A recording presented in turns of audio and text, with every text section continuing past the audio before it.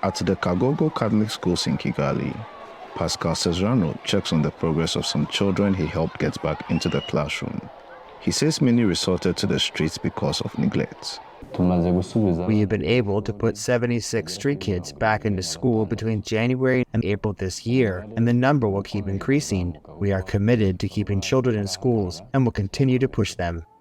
Through advocacy, Cesrano successfully pushed for a policy that bans children from being on the streets during school hours.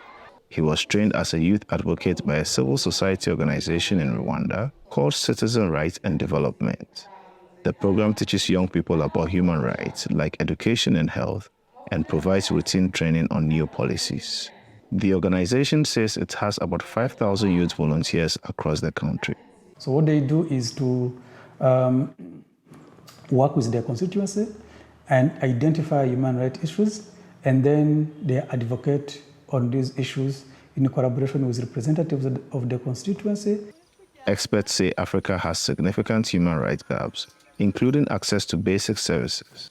But advocates like Cesrano are bridging these gaps through advocacy.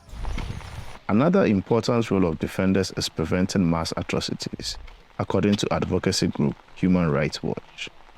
The group says failure to heed to warnings from defenders in the early 1990s led to the 1994 genocide against Tutsis in Rwanda. In 100 days, Hutu extremists massacred nearly 1 million minority Tutsis and moderate Hutus. 30 years on, advocates have championed policies that have shaped the nation, but some remain threatened, according to the group's Lewis March. We're in a Rwanda that has made economic progress. We're in a Rwanda that has made, in many aspects, real progress in terms of health and in terms of education. But unfortunately, that progress has not been matched in terms of human rights. We're in a Rwanda where civil and political rights are very much constrained.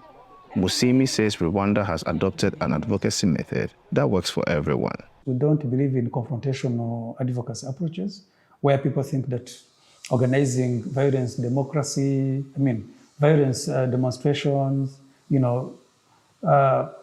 standing too much against the government, that will bring change. No, it doesn't.